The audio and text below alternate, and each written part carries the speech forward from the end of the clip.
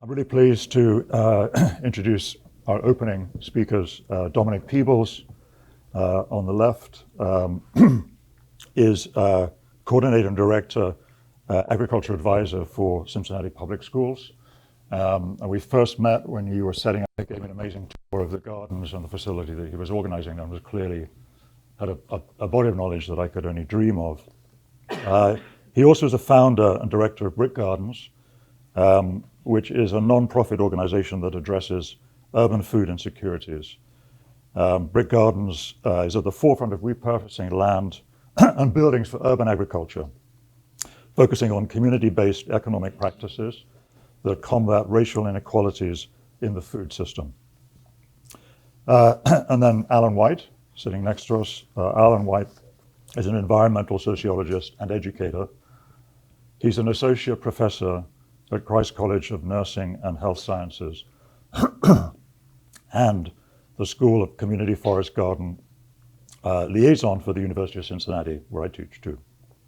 He is the inaugural public entrepreneurship fellow for UC's Office of Innovation and Community Partnerships, and teaches fruit and nut production at the Cincinnati State Technical Community College. As an advocate scholar, Alan has chronicled the Cincinnati regional food movement for over a decade, producing the title Cincinnati Farming and Food History, Defining Sustainable Local Agriculture, and creating neighborhood food maps, featured on the Central Ohio River Valley Guide. And I do want to single out his current project as an example on the counter behind us, Cincinnati's Food Shed, an Atlas, Past, Present, and Future, a very beautiful book that tells the history, the story of our regional innovations that have changed the global food shed. So thank you all very much for coming. Really great to see you, have you here. Over to Alan and Domonique. Thank you. So my name's Domonique Peebles, founder of Brick Gardens. I'm not a farmer. I like to start every conversation with that because what I do kind of gives the illusion that I am a farmer, but I'm more of an organizer and a puzzle professional. I like taking puzzles and figuring out how to put the pieces in place. This particular project just had to deal with people not having access to food. So I did think about adding some slides, but I desperately need to push people to my website. So instead of having pictures, I'm just going to say every couple of times, you can see that on the website, and hope that you all give it a visit. So a little bit about myself. Again, I said I'm not a farmer, but I did grow up on a farm. My parents, actually, let's go back. My great grandfather was a guy named Red, and he was a slave owner. And I might be one great grandfather short. Hold on. So anyway, there was a slave on his property that was his child. And fast forward, he left all of this land in Ralph, Alabama to this child. And then it was put into the Grandfather Act, which meant that land was kept in our family as long as someone in our family was able to pass it down to a next heir. So we've had about, 2,000 acres of land, started out roughly about 5,000. And again, over the generations, we've lost some of it due to family members that just wanted to get rid of it. When I found out about it, I made a mad dash to make sure that my other 7 siblings couldn't get their fingers on it. So very young, I started campaigning for this land to kind of be turned over to me so that I could find a way to keep it in the family and then pull resources from it to provide to my family. I didn't have any plan. I just didn't want it to go anywhere. And I didn't want my siblings to have any of it because I already knew what at least 4 of their plans was. So, I thought that it was important to keep this land. Ralph, Alabama took years to even get to become incorporated. Like, it was just a bunch of vacant woodland that people today still live on. So the one time that I was able to go on a family reunion to go visit this land, there were still people living there. that, you know, when we showed up, we actually had to have security with us because there was people that had been living there for generations that, you know, when you come on their land, their first thing is to protect it, right? So, you know, rather than start moving people off the land, my family wasn't going to move to Alabama. So rather than start moving people off the land and things like that, if you ever look for Ralph, Alabama, you'll see that it's just a bunch of logging companies because there's tons of trees. So about 5 years ago, my youngest brother and I went down and we just started planting a bunch of trees. And the idea behind that was a little less impactful than the stuff I do now. I was thinking this is a great retirement plan. I can grow a bunch of trees, have these logging companies cut them down and pay me for that, and then we'll plant more trees, right? I felt like that was safer than the stock market. But when I went down there and got to talking to a few of the people, it opened up a whole world for me because then I hearing some of their stories and how they survived generations on that land with no help from anyone was because they knew what to do. These are generations of people that came from that land when it was owned by or when it was ran by slaves, right? So they knew how to grow food. They knew how to create waterways where they could have their own water and stuff like that. And I thought that was amazing. So, you know, that's the quick background of my family history. And I want to start moving to where this impacted me. When I moved to Cincinnati, I'm a Kentucky boy, right? I moved to Cincinnati. I lived right down the street in Over the Rhine, now called OTR or whatever that is. And I lived right across the street from Kroger. I never went to that Kroger. Twice I went to it. And that 2 times I was like, for no other reason other than it seemed to me like the stuff that was in that Kroger was the stuff Kroger didn't want to sell to anybody else. That's what it felt like. So I'd get in my car, I'd drive to Newport, Kentucky, and I'd just get my groceries there, come home, because my work hours didn't allow me to go to Findlay Market, right? Like a lot of families right around Findlay Market. If they're working, they can't get there before it closes. So, you know, neighbors started asking me, well, when you go to the grocery store, why don't you grab me some stuff?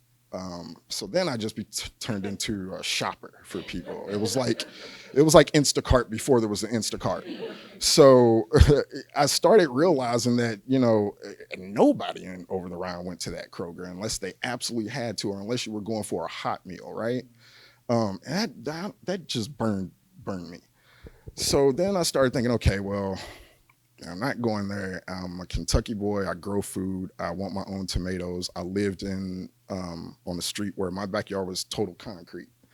So I got on YouTube and it was like, how do I grow food on concrete? And that's container gardens and all this stuff. Now, this was 2013. This was pre community garden craze that happened, right? So, you know, I grew my cucumbers and tomatoes out of buckets and had my fences. And then my neighbors started saying, can you do that for us? So now I'm going to the grocery store.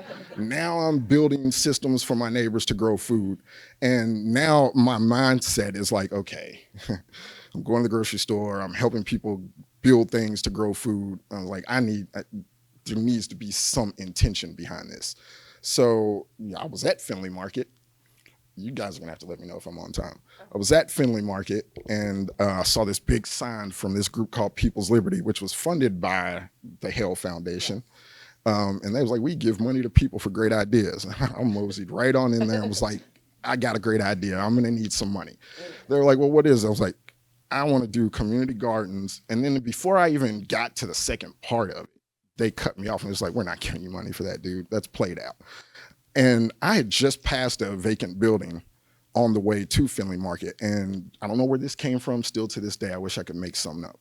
But because he said no to me so quickly, I was like, yeah, I didn't finish. I was like, I'm talking about community gardens in these vacant buildings. We can do hydroponics. We can do it all year round. And the intention is to have access to food for people that live on my street. Because this garden or this building was right next to a garden that said Civic Garden Center. No one was in there. So I thought, I'm going to spend money to build this thing up. Nobody wanted to give me money for that. So I just kept going back to that organization. And every time the grant came up, I would show up. Hey, I'm literally here for the same thing. Finally, they gave me $10,000, which wasn't enough to get out of the parking lot, because I'm talking about redoing whole buildings, right? Again, does anybody know 80 acres? Yeah. They weren't here yet. So I'm telling people I need money for this building so I can do hydroponics, and everybody's looking at me thinking I'm gonna grow weed. So then I'm like, all right, I don't know what to do other than to just build a system and show people. I did that, and then they gave me the $10,000. They said, you got 6 months to figure this out. In 4 months, they came back and was like, we're going to give you that money you asked for if you think you can scale this. So that was in 2016. And I'm bringing up these stories because this is how I got to this part. Every summer, my dad would grow a garden, and I couldn't stand it. And I also always got shipped down to Alabama to work on that farm. So I got into ballet, everything my older sister was in, because she never had to go. I got into ballet, I got into acting, dancing, singing, all the stuff I never use today, right? I got so much pointless stuff in my head just because I didn't want to go farm in Alabama in the summer. So fast forward to me living here, and I kept thinking back to all those times in Louisville where my dad would grow all this food, and he would keep those annoying Kroger bags. And at the end of every season, he would grab me. Again, I hated this. He would grab me. I'm a teenager. He's like, come on. He would load all this stuff up, and we would go down our street, and we would drop all our extra stuff on people's doorsteps. And because I would have rather spent time with my girlfriend, I'm like, why the heck are we doing this? He was like, boy, you go to sleep every night with food in your stomach. He's like, you have no idea who next to you isn't eating. And I can't get that out of my head today. Like I got cold chills because that was the first time my dad said something where I was like, man, I'm an idiot. I should have been listening to this guy all along. So fast forward to my neighbors sending me to the grocery store. I had to do that because I understood what that meant. So then fast forward to me growing these systems for people. I had to do that because I understood what it meant, because people on my street didn't have the same opportunities as people a couple of streets over, because they were at a better, or what was considered a better neighborhood, so they got a better Kroger.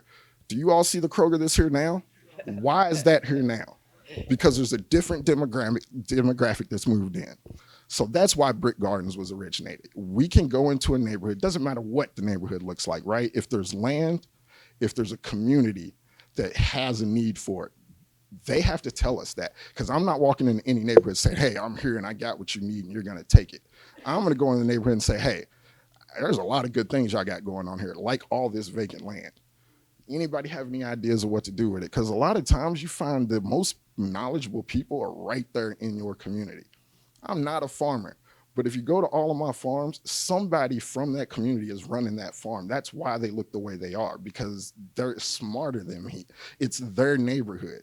It's growing for them. So when their neighborhood sees those people in that farm, they know it's for them, versus walking down a neighborhood and seeing a fence and a sign that says garden, community garden. And that's the problem, because we should just knock out that community garden stuff. Community farms. Because that is the problem. That's the issue, right? Food access. You think about settlers. What was the first thing they did? Can we grow food here? Yes, we can. That's why they settled there. What neighborhood and what person is saying, you know what, we're going to go redo Walnut Hills without putting a grocery store there? It's because they want... So now off of this is why Brick Gardens operates the way it does, right? Because the problem is food access. I'm going to stay married to the problem and not the solution. If my solution says food ain't growing right over here, then maybe we'll do something else in that neighborhood to keep that land from turning into a coffee shop that's not going to feed anybody, right? So if you get to the website, you will see all of the different things that Brick Gardens does, right? We grow mushrooms indoors. We grow hydroponics indoors. We have a teaching kitchen. We rescue food. We do all of the things that is good for the environment. Our tool is urban agriculture, right? But the mission is way more than just growing something. You can grow something anywhere, and that's what we want to teach people how to do, right? Your basement, your kitchen, your garage, your backyard. So the idea, if a Brick Gardens comes to your neighborhood, Our three pillars are food access first, education on how you can grow your own food, and then jobs. So imagine a kid coming out of Madisonville, coming out of the school that's right behind the garden, and saying, I want to go out there and work. Well, they come out during the workday. They get paid for those 2 hours where they're also getting math, science, and reading while working in the garden. They're growing food for the neighborhood, they're making $1, and they go to school in the neighborhood. That dollar stays in the neighborhood. And that's how we grow a tomato to create impact. So the reason I'm here today is to talk about how the past has really shaped my future, and hopefully the future of some of the people that are part of the communities that we're growing in. That's my spiel. I hope that was 20 minutes.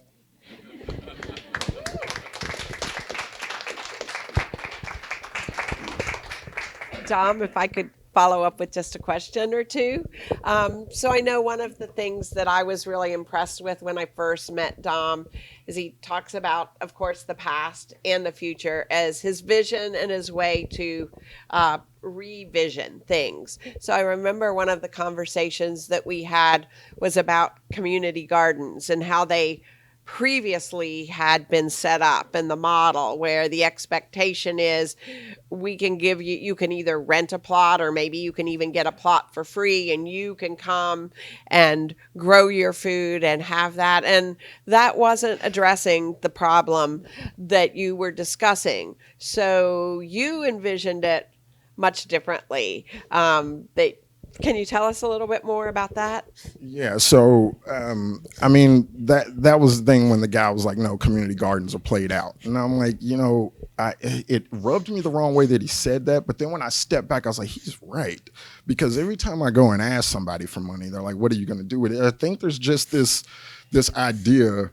And it might not be the right idea, because I'm not going to say every community garden operates the same way, but there is this thought that most community gardens are just for getting to know the neighbor. Or some people write the grants, I see them all the time. It's like, yeah, well, we're going to engage the community. How are you going to engage the community? We're going to have the garden space there, and we can have people come and grow stuff and talk to each other. And I'm thinking, okay, if you're going to do all of that work to get people out into the garden to chat, get people out into the garden to grow a lot of food and be specific about where that food is going, you can still engage the community by having tea and stuff in gardens, but also grow the food and be intentional about where the food is going. I personally saw a lot of community gardens where they were great, they were pretty, but then when you start asking people in the garden, like, "Oh yeah, how long have you lived here?" None of them live in the neighborhood. And that's what I don't understand. Is like, if you live in Oakley, why are you at a community garden in Madisonville? There's land in Oakley. So that's where I stepped out to try to say, okay, well, look, if community gardens are played out, maybe community farms aren't. And then it's just a matter of the language and the intention of that space, I think. And then also something that I think was so fundamental is that community gardens and sort of the older model was, you had to have the knowledge, you had to have the time, and then it belonged to you to do whatever you want. And Dom's farms, Brick Gardens farms, are for the whole community, and there is no barrier to getting the food. You can come and just get it. And in fact, he's been part of some very innovative programs, like where doctors write prescriptions. Yeah. And I love that story. So in my community, we definitely deal with a lot of health issues, and most of them is high blood pressure, cholesterol, hypertension, all the things that kill us young, right? But it all goes back to our eating habits. And our eating habits come from generations of how we were taught to eat. So when you think about, my relatives that grew up on that plantation, they weren't getting the best food or the best, even though they were, raising the cows and the pigs and growing the food and stuff like that. They got whatever was left over. That stuff is passed down through generations. So, you're not eating the best part of the pig. You're not eating the best part of any animal. But our people made it taste good. So we're stuck with that. And it is hard after generations of being taught to eat a certain way to reverse that. So, what the prescription thing, that was to help the elderly, because we feel like we're educating the young to go home and harass their elders about eating healthy. So the elders are already stuck in their ways, right? They already have their health conditions. So we worked with Mercy Health to say, listen, why don't you all start thinking about food as medicine? And everybody was starting to think that, right? Food is medicine. So change your diet. That's the first thing the doctor says to you. Well, you're going to have to change your diet and exercise. Okay. And also take this medicine. Well, what if I just diet and exercise? Do I need the medicine? So that's what we want doctors to start thinking about. So the program was to, Mercy would pay us to grow the food, and then we would find a group of people with diabetes or hypertension, and then we would study them over the course of 6 months with that diet and exercise, right, that they're telling them they need to do. But they would give us a prescription. We would trade it in for produce. So the Mercy money was basically allowing us to just hand that food over for free in the form of a prescription. So then we were able to get that information after that 6 months to say, hey, look at these H1C levels going down, all right? Or look at this person's blood pressure being stable without the medicine, right? So hopefully, one day as more organizations start to look into that food as medicine, hopefully one day doctors will start thinking of it that way, and then insurance companies will start thinking of it that way, and then, there won't be this whole, we're stuck in this medical cycle of never healing ourselves. Thank you. Did you want to take questions for Dom, or wait until both of you are done for questions? What do you guys prefer? Wait. Question? Go ahead. What's your website? I'm sorry. What's your website? Brickgardens.com. And I will leave business cards also, if anybody wants to do that. But it's just Brick Gardens. If you type in Brick Gardens, it's going to show up. Same with social media stuff. I want to say it's amazing too how you can get children as picky eaters. If they go pick something in the garden, they want to try, even if it's something. So starting them young and getting them in a garden can really change, like you said, all the generations of eating. And then we send them home and say, hey, keep bugging your parents about eating this stuff, right? So those parents are going to get told, what are you learning at school that you keep coming home talking about this tomato or salsa that you made in class today, right? So, but you're right. Once they're involved in the process, it's nothing to get them to try it. And that's why we start them, even if they can't go outside. It's like, hey, put this seed in the dirt and watch what it does, right? And then in a couple of weeks, we'll bring it back to you and it's a radish, right? So things like that definitely help. You got a question? In Cincinnati, 3CDC plays a major role in land use. Are they an ally or an enemy? I'm going to say that there are roadblocks and there are barriers. Roadblocks you can go around. 3CDC doesn't allow you to do any going around, if that makes any sense. I don't know if they're an enemy. I just think they're definitely not an ally. I've reached out to them for building space before, and I have had a building, but I had to lie about what I was doing in it. I told them it was a shop on Main Street. In the kitchen, we were growing basil. So that worked out. So I remember that Kroger, and it is interesting watching the neighborhood transform. It's like, this area was, even with that Kroger, I considered it a food desert, at least for nutritious food. You can find a lot of high calorie and crap. But I'm wondering, do you have any data? And I am not a data guy, so I cannot believe I'm asking this question. But are any data or anything that talks about the impact of brick gardens by way of transforming some of these communities that might be classified as food deserts into whatever the step down is? I don't know what the transition from a food desert. You just have to have access to food within 2 miles. So technically, We are changing that because there is access to food, but we're still figuring, because there's still a learning curve for consumers, right? And also, I think people just think something's fishy when you say this food is free. Like their first thought is like, what? What's wrong with it, right? That's the first kind of initial reaction, and then it's the, you can put it there, but are people going to come to it? So that's another thing that I had to learn very quickly is like, I'm not going to be able to grow what I grow on my farm on Xavier's campus. I can't grow the same thing in Bond Hill. They're not going to, it's just two totally different neighborhoods with totally different demographics. So we grow everything. But I don't grow, so we grow beets on Xavier's campus, whereas we don't grow beets in Bond Hill, because when we're asking people, what do you want to come out of this? Beets is not one of them, and things like that. So, in Bond Hill, we're real heavy on okra, corn, cabbage, the collard greens, stuff like that. Tomatoes, obviously, potatoes. And then on Xavier's campus, we grow a little bit of everything because we have 3 different partners that get that food. They're all food or soup kitchens, I guess. So we're the fresh option.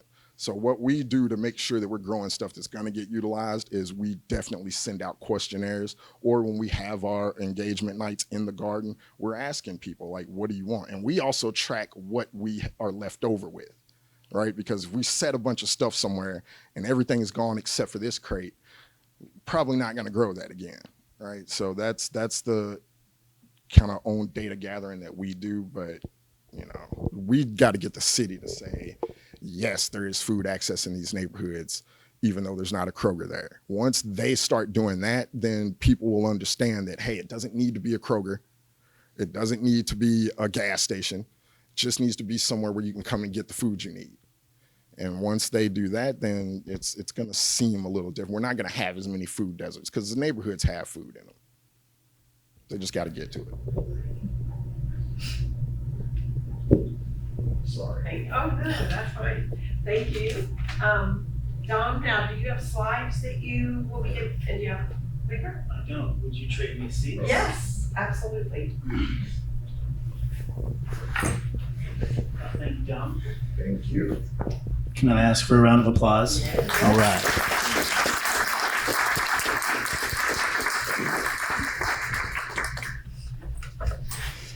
Welcome, ladies and gentlemen. Thank you, Mark, for having us. Thank you to the Lloyd. And I'm not going to run through this, but I've been involved with basically sharing stories around our food system for over a decade. And the arc for the topic today is I'm going to go broad, and then I'm going to come back to another example very similar to Dom. One of the questions that I like to ask people is, why don't we live in a Garden of Eden? And I don't want to get into the colonial or the religious or kind of those connotations, but I know we know how to do this and we don't. And I know humanity can do better. And so I always like to kind of put that up there. We can do these things. We know how to do them. Let's do them. Thinking about systems, slavery, institutional racism, going to talk about organizations, people, practices, policies, education, advocacy, activism, and ultimately end with a little kind of update on our culinary education, the status of these things, if you will. And so I want to start off with the comparison of these 2 maps that we have here. This is the city of Hamilton, Ohio. On your left is the 1935 redlining map. And so when we talk about why do we have food deserts where we do, obviously certain people were not granted housing loans or permitted to buy buildings in redlined areas. You can find redline maps of most cities of the United States. I will say I have a Cincinnati's was somehow misplaced or destroyed, but I do have a replica or a recreation of an aspect of that one. On the right-hand side here is a food desert study that was done by the University of Miami in 2010. And just for a quick orientation, here's the river that's running through. Here's the redlined areas where you were not allowed to buy if you were black or brown. And lo and behold, the redlined areas are exactly where the full-line grocery stores are. The story with redlining is that either the areas were gentrified or further disinvestment. Not always, but typically. And so literally it is these institutional practices. And by the way, Springfield, Ohio is where redlining was, quote, invented. Harry Kissel, I know, right? It's all in Ohio. Harry Kissel was the one who came up with this planned community that excluded black and brown people. And he was vaulted to the federal level during the 1930s and the Great Depression. And the banking and real estate practices that are now our 30-year mortgage practices came out of this. Of course, the problem is that they were racist, and it was baked into the entire foundation of home ownership, which is basically how do you build intergenerational wealth. So entire groups of people were blocked out of that. And it became part of the Federal Housing Administration. These kinds of practices were not directly targeted until really the Civil Rights era. And a handful of, whether it was the Voting Rights Act or several other acts that attempted to address these inequities that were built into society. So kind of understanding beyond Jim Crow and slavery and what happened, how these things persist today. We have our own examples of attempts at, communities where food could be incorporated. On the left-hand side is Ebenezer Howard. He was a planter out of England, and he is known as kind of the father of the Garden City movement. As cities became super industrialized, if you had money, you left, right? You went to the hillsides here. To try to escape, but he put forth visions of how can we create communities where we have every single thing we need, including insane asylums, farms, forests. These are smaller cities, if you've never seen this map before, and they're all connected by rail and waterway, canals.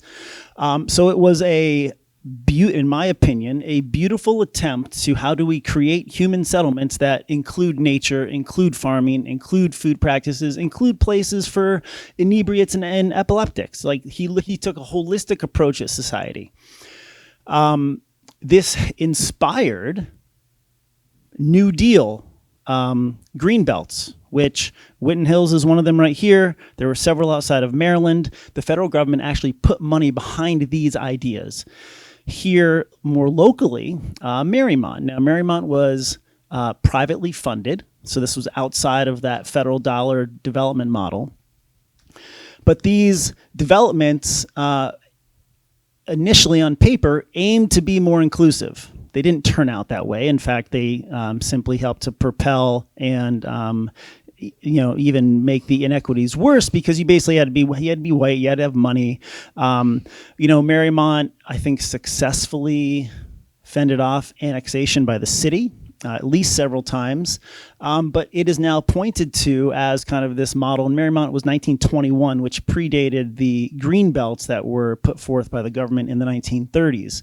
So you see, if you think about the thread running through the redlining, we've tried and failed several times at having food basically be available to us in ways that we used to back, when we all were farmers. To remind us, the city basin had about 9 or 10 markets. This is how people used to get their food. These are courtesy of the public library here in Cincinnati. And then a lot of the visual work that you're seeing, I'm going to tip my hat to Julie Kramer, which I believe the lady in the back has Edible Ohio Valley magazine in your hand, if you could hold that up. Julie is the designer behind the magazine. That is her magazine, so there's a lot of her art that you're seeing here. On the right-hand side, in the 1930s, the city redid our railroad connections, and it all funneled through the Mill Creek Valley. We built the beautiful Art Deco Union Terminal, thank you. But what that did was it kicked farmers out. So we used to have these markets where people would come in and sell their food, and the farmers market that is actually now out at Lunken Airport is the remnants of the farmers produce market. There was also a wholesale market that actually ended up, Castellini was kind of the story that came out of that. current owner of the Reds, just to put it in perspective for how much money they were able to amass over that time. But this is kind of showing you snapshots of how people in cities, specifically Cincinnati, would get food throughout the late 18, mid 18, early 1900s. This image is courtesy of the Lloyd Library. Doctored up with a little bit of green tint by Julie. But this is paying homage to Sooty Acres, which is the Houck estate that was dedicated and given to the Civic Garden Center. Dom is correct. Community gardens have proven to not be the answer to food security necessarily. But the Civic Garden Center started because it was a plant swap with hostas back in the 1940s. They have evolved today where they have a community garden program, they have a school garden program, they run educational trips through their institution. These are good people trying to do good work, but it's one person dedicated to running a cadre of essentially volunteers, and it's really these are the school champions or the neighborhood champions. And once those folks say, I'm tired of weeding in August because it's really hot, I'm not going to do this anymore, the organizational sustainability of these things suffer. But I will say Cincinnati is very lucky to have institutions and organizations that are dedicated to this kind of work. Another organization that Cincinnati is fortunate to have is called Green Umbrella, which used to be called our Regional Sustainability Alliance. They've recently gone through a rebranding. They are now called Regional Climate Collaborative. This is their story. They started because people were concerned about saving green space. Working with the EPA, different work groups came out of them. They were officially launched 25 years ago, maybe, I think it was the early 1990s, late 1990s when Green Umbrella actually got their footing. They now, by the way, Red Bike was incubated by them. Tri-State Trails was incubated by them. What was once called the Local Food Action Team, where people would meet. I'm sure it's probably like where Dom and I met over a decade ago. The Food Policy Council. And so there was a good organization behind trying to have resources, people, expertises for these projects to propel them forward. And Green Umbrella is still around today, and they are actually looking for a new director of the Food Policy Council if anybody's interested. It's not me. This shows you, this is 2019, circa 2019, looking at how the Food Policy Council was organized. So they had broken themselves off into a group that was looking at healthy soils. The Farm to School group, which has now taken on a beautiful mind of its own, which is now called the Green Schoolyard Action Network, where Green Umbrella has somebody in place who is working with the city, who is working with CPS. I mean, we have council members in the room, we have the superintendent in the room, and they are looking at schools as a total campus.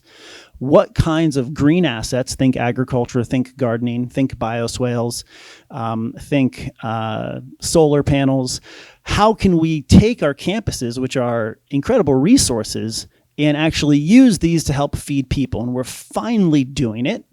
Like, it's finally got to the point where we are now providing GAP certification, which stands for Good Agricultural Practices, which you need according to the health department to get the food you're growing on site into the kitchen.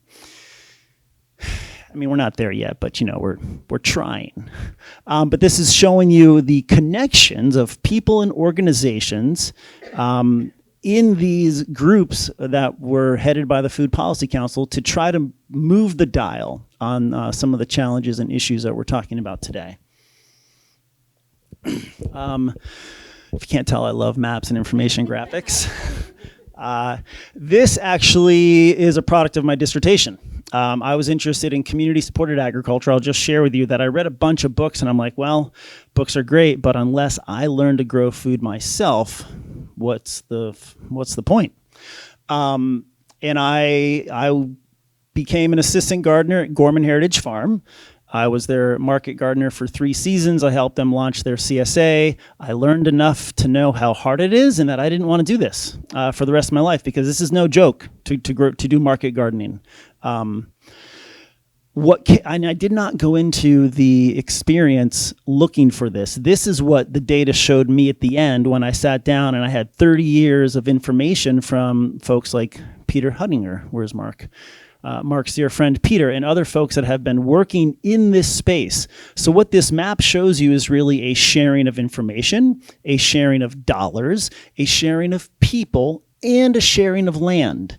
There's no one organization at the center. The numbers next to the these were the study sites, kind of this beige, but this number is showing you that network connections and essentially the flows of those 4 different variables that were talked about. Obviously, places like Turner, which have a tremendous amount of money for the good, and places like Green Acres is actually not on here, Gorman, Grailville, massive amounts of sharing, learning. This is education. This is public education. When you, as a shareholder, as a farmer, as a gardener, as an executive director, they are learning from each other and they are helping each other. With no one organization at the center, so to speak. This is from a theory called legitimate peripheral practice, where kind of everybody's on the outside, contributing to the movement in its own way. It's funny that Madisonville was brought up earlier. I could not help but chuckle. I don't want to call out anybody here, but the person who started Side Streams does not live in Madisonville. They live in Montgomery, but they were an asset to Madisonville in the sense of they helped launch this 500 Gardens program, which was like, let's get gardens in people's backyards. Because, when it's hot outside and you got to walk down the street to the community garden, you got to, bring your water with you. You got to bring your food with you. The backyard garden is theoretically and appropriately much better. You step outside your door. Awesome. This is data from 2014 to 2017. It'd be great to do a refresh. How many of these are still there? Because a lot of money was put into the infrastructure itself. And this is an example of one of the food maps that I've done, but this was a data set that was given to me that I was then able to make pretty. Other data sets are done through canvassing and what I call ground truthing, aka walking.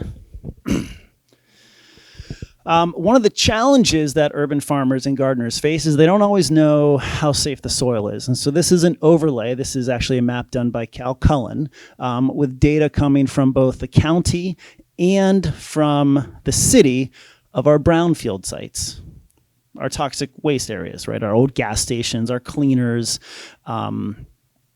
industrial factories. These are places you should not plant food. What is crazy is the number of community gardens or farms where hey, here's an open lot. I wonder why it's an open lot, right? We have a very short memory in our society. Like, we've forgotten how to cook, so now we need teaching kitchens. We've forgotten what was there 20, 30 years ago, and this is why you test your soil. And this is why often community gardens spend a lot of money to bring soil in a controlled way because they know where it was from. I'll also point out, when you think of kind of the barriers or the cost to these things, water access is one of those other ones that is insane. We're talking $7,000, right, just to gain access to a water tap, even though the line is right there. But these are some of the challenges that urban farmers and gardeners face. I'm going to pivot now and talk a little bit more about the educational aspect of these things. So a lot of these organizations, including the Cincinnati Museum Center, which is at Union Terminal. They've partnered with Society for St. Andrews, which is located up in Walnut Hills at Church of the Advent. They do gleaning projects. They feed people. They have gardens and orchards where they're at. And they also hand out potatoes. And so, I don't know about you, but $2.75 just looked like a potato to me. So hence the 275 Beltway within the Beltway. And by the way, I do believe that's the Hale Foundation's geographic perimeter for they will not fund projects outside of that. So it is really focused on let's fund these things in the city. But this is showing you where the potato starts went to various gardens with the goal of producing food to help feed the people. And this was a grant through Kent State. You can actually scan that QR code and get a recipe. So they're attempting to put everything together here. And this is really sharing the story of the Cincinnati Museum Center, and they just launched their own teaching kitchen. So kind of this idea of everyone's got a teaching kitchen. We'll talk about that at the end a little bit here. Cincinnati Public Schools. This is going directly to the story that I was talking about earlier about getting the right people in the room in terms of green assets, workforce development, infrastructure. This is a map of Aiken High School. Aiken has a farm. They have multiple animals. It's actually quite impressive. And Aaron Parker, I'm going to tip my hat to this wonderful human, has poured his heart and soul into this. Aaron was the ESL teacher. English is a second language. Aaron was also the track coach. Believe it or not, it is actually the students, the ESL students, who are the students who come from families who still farm in their home countries. And so when you think about immigrants and you think about, oh, the immigrants need X, Y, Z, it's actually the other way around. The immigrants are going to teach us A, B, C, D because they're the ones that know how to do it. And a large part of why Aiken has been successful is because those are the students that are willing to actually do the work. Americans don't want to do it. We're lazy. And so the success of some of these programs is actually not on the backs of us, it's on the backs of those who just came to this country. And the students, one of the questions Patricia sent me ahead of time was, how did you put your book together? I put it together working with other people. The amount of times that this map went back and forth where the students finally said, okay, we're okay with it, right? Like they had to sign off on the final version of what their story was. The Bar Farm, this is in College Hill, by the way. The Aiken students are really lucky because not only do they have their own farm campus on school within a 5-minute walk, but they also have within College Hill the Bar Farm, which is one of the oldest continuously worked farms in the city. It's been top dressed with manure for hundreds of years. It is now, it was most recently saved. Cardinal Land Trust now has it. It will not be developed. This is a huge win for those in kind of urban agriculture or agriculture education. And then Our Harvest Cooperative is kind of the active guest, if you will, on site who is growing food, and they offer a CSA, for example. And that's one of Cincy co-ops, 9, 10, I forget how many co-ops they're up to, but this is one of the successful co-ops that has a worker-owner approach to try to do these things. In addition to serving as an agriculture education site for CPS, they also serve as an ag ed site for Cincinnati State. And so you have kind of this beautiful high school through college thread where they can go to learn these arts and sciences. This is the Permaganic Eco Garden. It has recently changed names. I'm not going to remember the new name. This is located right down the street here in North Main Street, 1718 North Main Street, catty corner to Rothenburg High School, which has one of the premier rooftop gardens in the city and is also within the CPS system. For probably 15 years, Angela Ebner and Luke Ebner ran this site and would train youth how to grow food. And they would also then sell the food at Findlay Market. They successfully fended off development twice. One of their successes came in the 07-08 housing crash where the developers didn't have any money. And then I believe again in like the 2014, 2015. The garden is still saved. There was a lot of what we would call guerrilla gardening. So it was really just within this dotted line or the fence that they were permitted. But then, of course, they went ahead and guerrilla gardened all the other plots around them.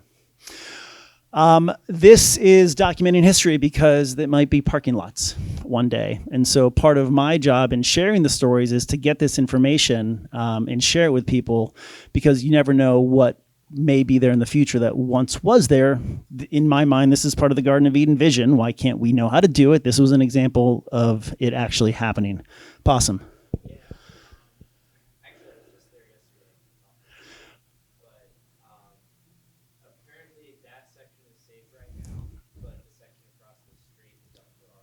Yeah. And what's the name of the organization that's taken over the space?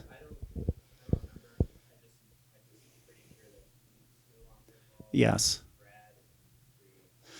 The fact that there is an organization and there are people is a win for me, even though they now have to fend off the development.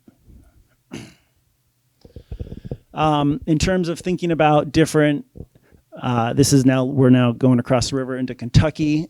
This is the Northern Kentucky Health Department, which actually produced this map over here as a food desert study that we talk about. TAZ, these are transportation access zones. If you don't live within a half a mile or a mile to walk to your store, how do you get there if you don't have a car? And so this is combining a bunch of layers, public transportation, where the places that have food access, where the gardens and things like that, and then working with the Center for Great Neighborhoods through a Kresge grant, we produced an asset map.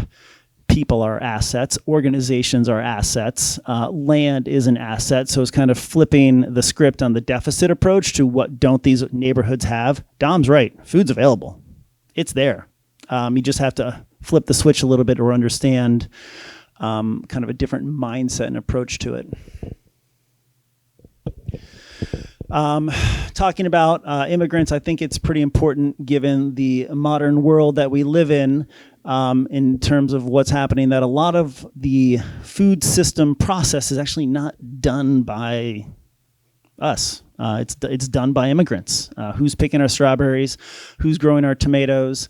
And of course, it's not just production, but it's the processing. Next time you go to a large event, do an analysis of the food staff. Right? Next time you go to a fast food restaurant, who's there doing the food prep for you? And so this was done in conjunction with Compass and Wavepool and then the New American Economy. This is circa 2020, so this is right as the pandemic had hit. But it's an interesting look at the food system from the inside. All right, I'm almost done here. How are we doing on time? Okay, I'm going to bring it back now full circle to another story similar to the stories that Dom shared. Isaiah 55 Inc., Shannon Carr, she lives in Mount Auburn, thank you. But she runs several gardens across the city. She is, there is land available. You just have to know how to ask in terms of getting the keys to unlock it. The Port Authority keeps all of our vacant lots here. Chris Smith, who his work is not featured here with the Common Orchard Project, has done a fantastic job. He figured out the key. He's unlocked it. Now he's planting community orchards, as many as he can get with a steward program. Orchards are a little bit different than gardens, a little bit different than farms. It's a different time horizon and a different food product that you're getting out of it. Nonetheless, there's still a ton of work involved. Shannon's doing orchards, Shannon's doing gardens, but really Shannon is feeding the people.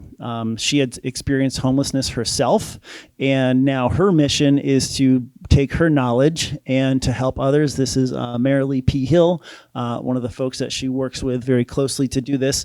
A lot of donations. But Shannon's also been tapped to teach those container gardening classes at the Civic Garden Center. And she has a place called the Garden of Eden up in Price Hill, which is kind of her physical location, which is an old restaurant. So there is a kitchen there, even though a lot of what she does is just acting as a conduit for donations and then getting food into the hands of people who need it. These are some examples of her use, her innovative use of container gardening in Mount Auburn itself, but then also this idea of, it's not the free book library, it's the free food library, similar to the free fridges that you might see around town. I believe that was actually a People Liberties grant as well. Second to last slide, teaching kitchens. I think there's kind of 2 or 3 tiers of teaching kitchens. There's teaching kitchens for the rich people. There's teaching kitchens for the middle and lower class. And then there's teaching kitchens for the unhoused, in a sense, or the homeless. On the bottom here, I'm just going to point out the institutions that might be in that first category that I mentioned. Sorry, Dom, I did not get Brick Gardens on here. And some of these don't always make it. Block Ministry has ones. The Free Store Food Bank has one. This fourth bullet point here, St. Francis Seraph Ministries, they had one. They had money. They had a champion. It probably ran for 5 or 6 years, and then the champion decided they wanted to do something else. So they don't have one anymore. However, this is this is trendy. right? Organizations, people want teaching kitchens. If you just look up teaching kitchens on the internet, you can find examples, and you'll see a wide range of prices. Some are date nights with, wine and something nice, and you bring your wife or your mom or your girlfriend. And other ones are really, that top category is, you come to the class, which there are grant dollars to pay for. You're going to leave with a crock pot, a knife, not just the skills of having gone through multiple classes, but also the stuff that we might take for granted of the infrastructure that you need for the culinary knowledge itself to transform the food into something that you would like to eat. Finally, Dom mentioned the prescription program. Food is medicine, and what we are seeing here is that through the Teaching Kitchen Collaborative, we are now getting medical students and doctors to fully understand this. So I'm an optimist, despite looking around the world. It is hopeful to see transformation of medicine. Another organization not mentioned here is Produce Perks. Produce Perks is a statewide organization. They actually operate in some other states as well, where the dollars, if you show up at a participating place, could be a farmer's market, could be a gas station, could be a smaller grocery store, your $10 of produce turns into 20 through this benefits program. They also have a prescription program that they run. So we are seeing more and more people turning to food as thy medicine across all sectors of society. So thank you very much.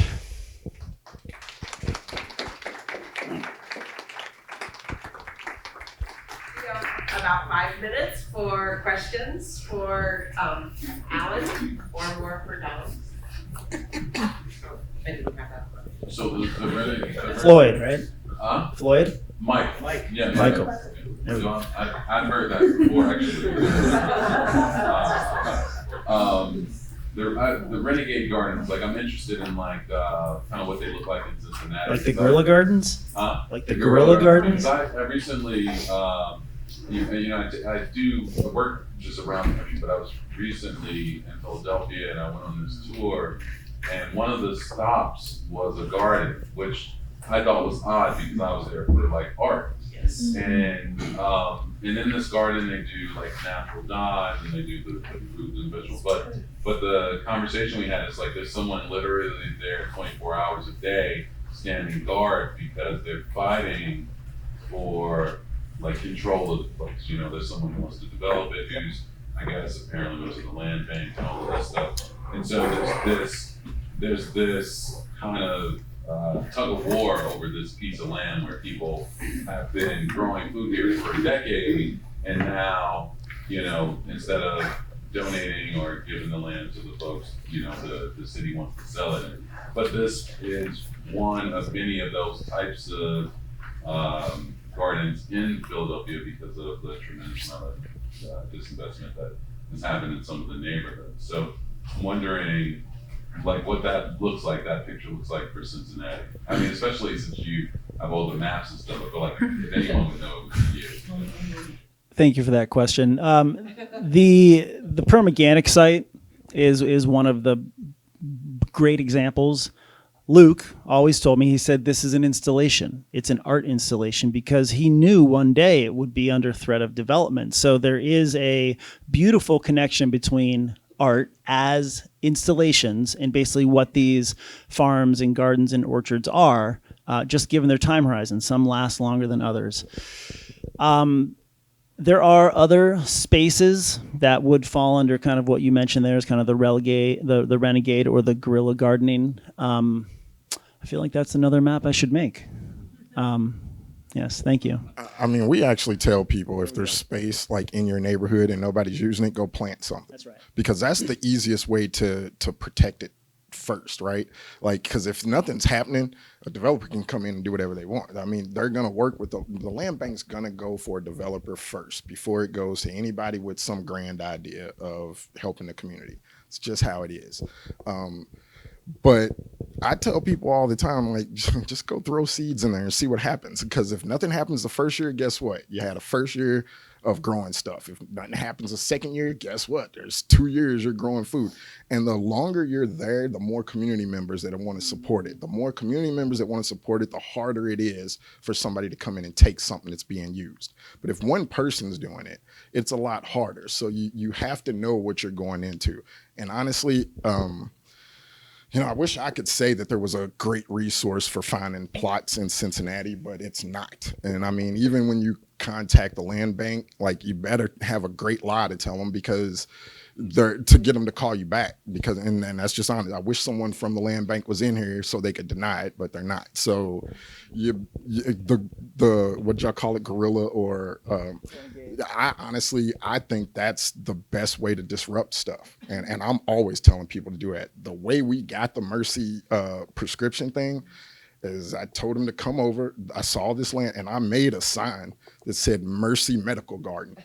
It was like a big Sharpie, Mercy Medical Garden. When they came over there and saw that, I was like, everything we grow here is going to go towards health-related illnesses. I didn't have to ask them twice for the check. So sometimes you just got to do it and then say sorry later. Most of the most successful gardens in Cincinnati have started that way, honestly. So is there a loophole for like who the developer can be?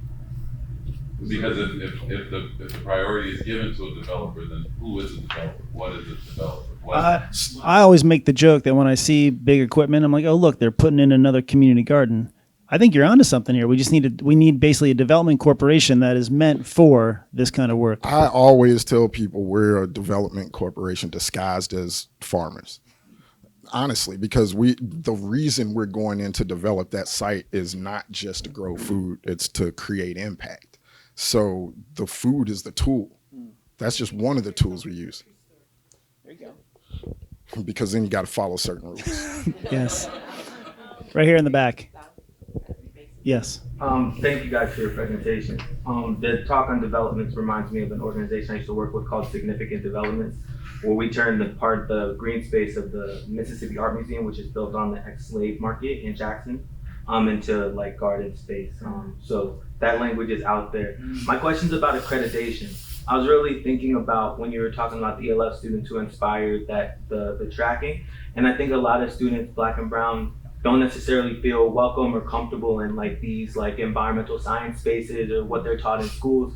Have you guys ever worked on or had different models on like how to get your spaces and educational spaces outside of these particular classrooms accredited so students can get credit for them to get through high school or middle school? I keep on running into environmental educators across the country who are struggling with that very issue, and I was wondering if you had models. Yes, CPS in my mind is actually doing a really good job putting it in the curriculum, putting dollars behind the building of the infrastructure. The challenge they have now is they've done that, and they need dollars for people to take care of the infrastructure. It's maintenance. It's like, hey, the mowing guys, let's not string trim the tomatoes. You know what I mean? Like, there has to be these kind of open conversations, and that's what they're working for right now. I will also say that the CPS Agriculture Education Program is an alternative pathway to graduation.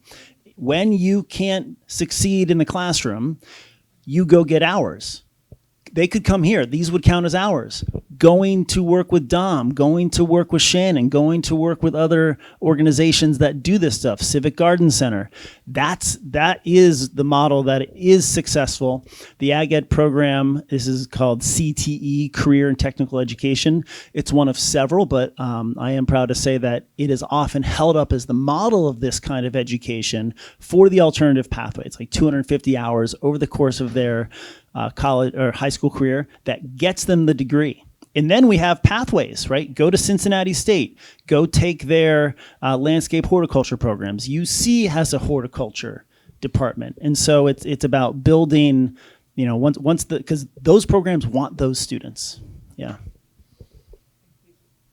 I don't know. I saw that first. Oh, I just wanted to thank you all for just what you've been sharing. I was curious to hear more about how you source seeds, and I think Alan, you showed a graphic of how I really loved how you said it's kind of like public education, like all the farms are sharing so much resources. So I was wondering what it looks like for both of you to like source seeds, share them with the community, also teaching community members how to actually gather seeds and spread them. That's a huge part of our teaching. So we in sourcing seed. So let me say, at first that was rough because we would do it just like everybody else. We'd go to Home Depot or one of those places and get those seeds, and pretty expensive. So you do that a little bit, and then what I started finding was the more people that I was introduced to in this community, the more newer things that people would start talking, well, are you growing this? And honestly, the reason I always say I'm not a farmer is because I was tested so much. Like, people that are educated in agriculture, and or somebody would say, oh, well, do you understand what this is? And I just pull out my phone and start Googling it because I wasn't going to try to make up an answer.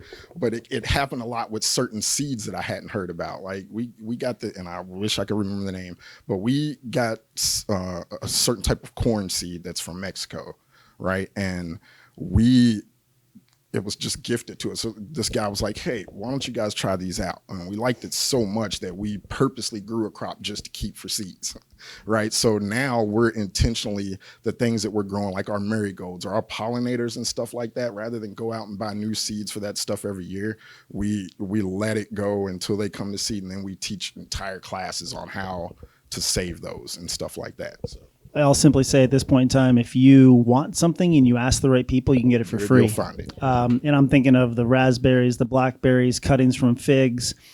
We have our own underground propagation systems that are set up. You just got to know who to talk to. And that's part of the challenge, right? Is who's the right person? I can just say, hey, go to the East End and dig it up. I'll show you where it is. Well, I want to thank you. We have to go move a swap. I know is fascinating topic, and the two of you will be around. You've got to go. I'll be here. There's a postcard with all of the programs that are related to this exhibition, and one is a tour of Dom's Gardens in July. So if you want to see those, Alan will be around, and we have a lunch break, so we're going to swap to our next speaker. Thank you very much. Thank you, everybody. Thank you, everybody.